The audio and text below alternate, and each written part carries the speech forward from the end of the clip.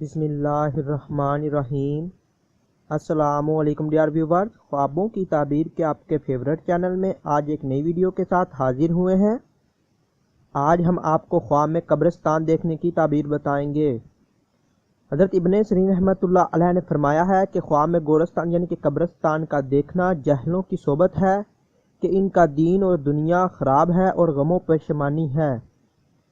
حضرت ابراہیم کرمانی رحمۃ اللہ علیہ نے فرمایا ہے، اگر دیکھے کہ اس نے اہل قبور کی زیارت کی ہے تو دلیل ہے کہ قیدیوں سے ملے گا، اور اگر دیکھے کہ قبرستان پر بارش برسی ہے دلیل ہے کہ اہل قبور پر رحمت حق ہوگی۔ حضرت جابر مغربی رحمۃ اللہ علیہ نے فرمایا ہے، اگر مالدار دیکھے کہ قبروں میں گیا ہے اور ان کو سلام کیا تو دلیل ہے کہ وہ درویش ہوگا اور لوگوں سے بھیک مانگے گا، کیونکہ گورستان نداروں کی جگہ ہے۔ اور اگر دیکھے کہ معلوم گورستان میں ہے اور مردے قبروں سے اٹھے ہوئے ہیں تو دلیل ہے کہ اس جگہ کے لوگ بلا اور محنت میں گرفتار ہوں گے۔